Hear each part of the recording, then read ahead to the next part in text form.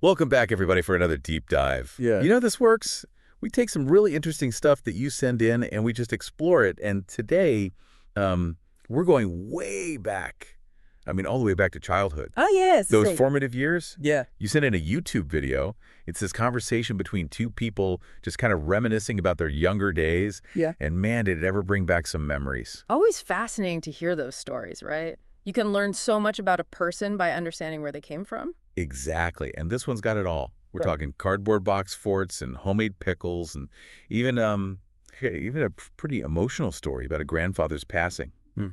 Lots to unpack, so let's dive right in. That sounds good to me. The thing that jumped out at me right away was how much both of these speakers focused on the simplicity of their childhoods. Yeah. You know, like when your biggest worry was what game to play next, Oh, yeah, I remember those days. right? They talk about making wishes on eyelashes and chasing butterflies. It's almost like this yearning for that uncomplicated joy. I think that's something a lot of us can relate to, right? As adults, we get so caught up in the complexities of life, it's easy to forget the simple pleasures that used to bring us so much happiness. And the way they describe those memories, it's so vivid. You can practically feel the sunshine on your skin and the grass between your toes. Those sensory details are so powerful. They have a way of transporting us back in time. Like we're right there experiencing it all over again. It really made me wonder, though, do you think that yearning for simplicity is universal, or is it tied to specific types of childhoods? That's a great question. And it's even more interesting because these two speakers actually had very different upbringings. One grew up in a village surrounded by nature and close family, while the other had a more urban experience with school and city life. Yeah, the contrast is really striking. I mean, the village speaker paints this picture of food and family that's just so rich and vibrant. Like what kind of things? They talk about traditional cooking homemade pickles, fresh milk and curds, even sleeping on the terrace with cousins under the stars. It's like you can practically smell the spices and feel that cool night air just from their words. Wow, it makes you wonder how much those environments shape not just our memories, but our values and our outlook on life. And speaking of shaping their outlook, there's a really interesting moment where the village speaker talks about spending all day playing outside. No schedules, no deadlines, just pure unadulterated freedom. The other speaker. Well, they had a much more structured routine, school activities, maybe even some after-school programs. It makes you think about how that early structure versus freedom might influence how we approach things as adults. Interesting, because the city speaker actually mentions becoming less temperamental and more grounded over time. Maybe that's partly due to the demands and challenges of city life. Almost like having to adapt to a faster pace forces you to develop certain coping mechanisms. Right, and those mechanisms might look different depending on the environment. So for the village speaker, maybe it's about resourcefulness, learning to make do with what's available. While for the city speaker, it could be about navigating a more complex social landscape, learning to assert yourself in a different way. It's fascinating to think about how those early experiences could shape our problem-solving skills, our decision-making processes, even our overall resilience. Absolutely. And it reminds us that even those seemingly simple childhood experiences are actually incredibly complex in how they shape who we become.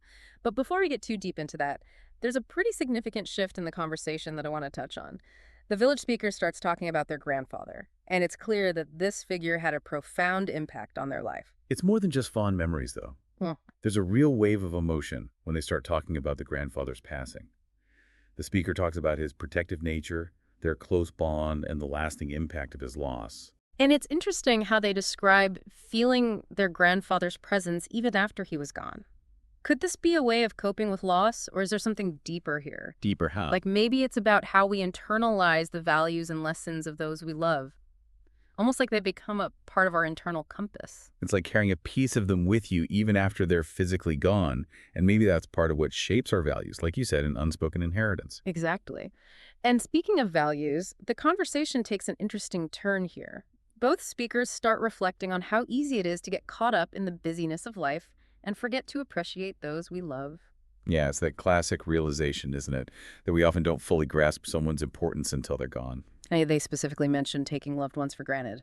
Almost like assuming they'll always be there, which of course is not always the case. And that's where I think their conversation offers a really powerful message. It's a call to action almost, a reminder to be more mindful of the preciousness of time and to really nurture those relationships while we can. Instead of waiting for some big life event or even worse, a loss to jolt us into appreciating what we have. Right, they're advocating for a more proactive approach to showing love and gratitude. And they made it clear that it doesn't have to be grand gestures. Nope. It's often those small, everyday moments of connection that matter most. Like just being present, Yeah. really listening to what the other person is saying and making them feel seen and heard. I think we get so caught up in our own lives sometimes that we forget to do even that. So true. And I think that ties back to something we talked about earlier about finding that balance between acknowledging the past and embracing the present. You Yeah. know, honoring those childhood memories, learning from them, but not letting them overshadow the opportunities to connect and create new memories with the people we care about now. Yeah, it's like they're saying, hey, we learned some tough lessons about loss and the importance of connection. Don't wait for life to teach you those same lessons the hard way. Exactly. Be intentional about it. And that intentionality can look like so many different things. Like setting aside dedicated time each week to connect with loved ones or just being more present in our daily interactions, putting down the phone and really engaging with the people around us. Shifting our mindset from taking those connections for granted to actively appreciating them, nurturing them like a garden that needs tending. What stands out to you most from their reflections on this? Does anything resonate particularly strongly with your own experiences? I think what resonates most is that emphasis on small, consistent actions. It's not about waiting for grand gestures or special occasions. It's about weaving that intentionality into the fabric of our daily lives. Making a conscious effort to reach out, to listen, to express appreciation, even in those seemingly mundane moments. I love that because those small, consistent actions, they accumulate over time. They become the foundation for strong, meaningful relationships. And they can have a ripple effect, creating a more positive and loving environment for everyone involved. It's like they're saying, don't underestimate the power of those small acts of love and kindness, because they can truly make a difference, both in our own lives and in the lives of those we touch. And I think it's worth noting that this call to action doesn't diminish the importance of cherishing our own individual pursuits and passions. It's about finding that balance, between nurturing our relationships and nurturing ourselves. Absolutely. It's not about sacrificing one for the other. It's about recognizing that both are essential for a fulfilling life. And speaking of fulfillment, there's this one detail from the city speaker's experience that I found really intriguing.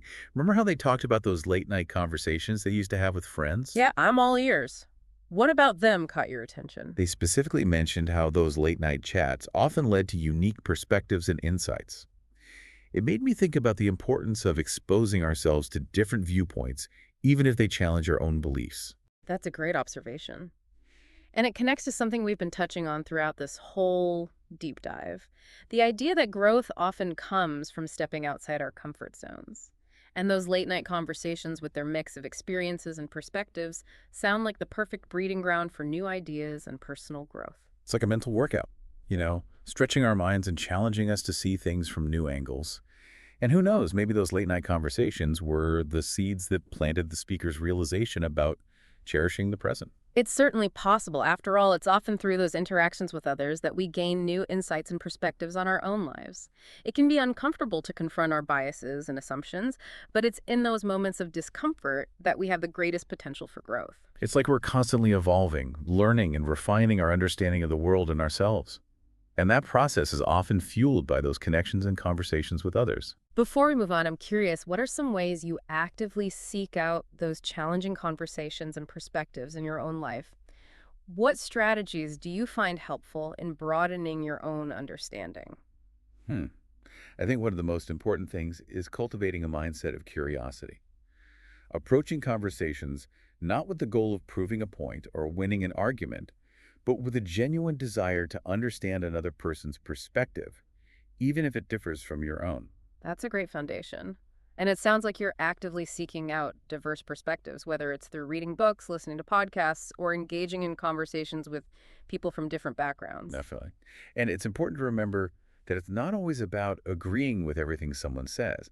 It's about listening with an open mind and trying to see the world through their lens, even if just for a moment. It's about recognizing that there's always more to learn and that we can benefit from the wisdom and insights of others, even if we don't always see eye to eye. And sometimes those conversations that initially feel challenging or uncomfortable can lead to the most profound shifts in our own thinking. Beautifully said. And with that, I think we've covered a lot of ground in this part of our deep dive. Yeah, we've explored the power of those small, everyday actions in nurturing relationships, and we've touched on the importance of seeking out diverse perspectives to fuel our own growth. So as we kind of wrap up this deep dive into childhood memories, I keep thinking about that idea of cherishing the present. It's so powerful, but also kind of tricky, you know? Like, Yeah. how do we actually live that way when everyday life just has a way of pulling us in so many directions? You're right. It's definitely easier said than done. Right. It's one thing to understand the importance of being present, but actually putting it into practice, well, that's a whole other challenge. Yeah, exactly. Yeah. But I think the speakers in the video actually offer some helpful advice. Remember how they talked about making time for loved ones, expressing appreciation? That's got to be a good place to start, right? Definitely. It's about prioritizing those connections, even amidst all the chaos of life. And they emphasize that it doesn't have to be complicated. It's those small gestures that often mean the most. Right, like a quick phone call to a friend or a handwritten note to a family member, or even just saying thank you to someone who made you smile. Those little things can go a long way. Yeah. And even more than the actions themselves, I think it's about the intention behind them, you know? Mm-hmm. Like actually putting down your phone, really listening to what the other person is saying, making them feel seen and heard. Yeah, it's so easy to just go through the motions without really connecting. But if we can bring even a little bit of mindfulness to those interactions, it can make a world of difference. And sometimes it's about creating those shared experiences, those moments that turn into cherished memories. You mean like what? I don't know. Yeah. Cooking a meal together, Yeah. going for a walk in nature, Yeah. or even just sitting down for a good conversation. Yeah.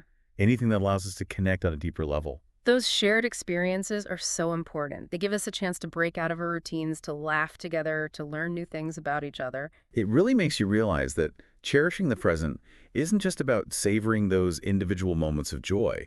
It's about actively cultivating those moments with the people we care about. Exactly. It's about building a life that feels rich and meaningful, not just looking back, but in the day-to-day experience of it. Hmm. And you know what? I think this connects back to that yearning for childhood simplicity we talked about earlier. Oh, yeah. How so? Well, it's not about literally going back to being a kid, but it's about recapturing some of that sense of wonder and joy, that openness to experience that we often associate with childhood. That's a really cool way to think about it. Yeah. And just like childhood, present moment is constantly unfolding, always offering new opportunities for connection, for learning, for growth. The key is to cultivate that awareness, that willingness to embrace the present moment with all its ups and downs. So I think as we wrap up this deep dive, I want to leave our listeners with something to think about.